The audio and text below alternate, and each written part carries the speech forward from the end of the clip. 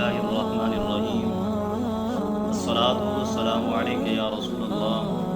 وعلى آلك وأصحابك يا حبیب اللہ۔ سامعین و ناظرین، آج ایک سوال کے جواب میں یہ ویڈیو ریکارڈ کی جا رہی ہے۔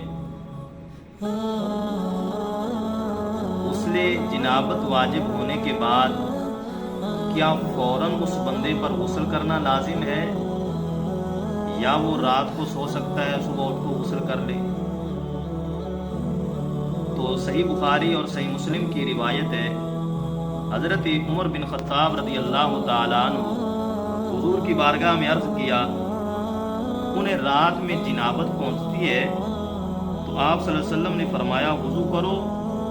ستر پاک کرو، پھر سو جاؤ۔ تو اس حدیث پاک سے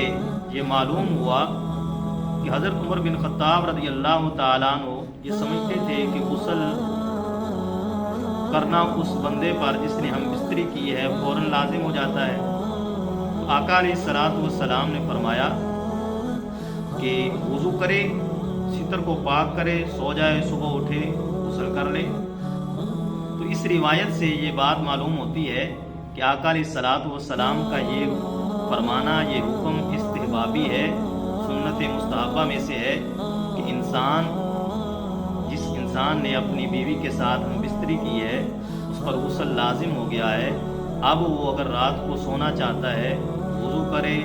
ستر کو پاک کرے، سو جائے، صبح اٹھ کے غسل کر لے۔ اگر کوئی انسان وضو نہیں کرتا،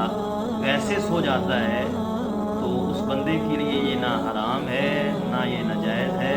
وہ سو سکتا ہے، صبح اٹھ کے وہ غسل کر سکتا ہے۔ اگر وہ اس بات پہ عمل کر لے گا، یعنی کھانے پینے کی اشیاء وہ استعمال کرنا چاہتا ہے، تو پھر اس بندے کو وضو کر لینا چاہیے، وضو کر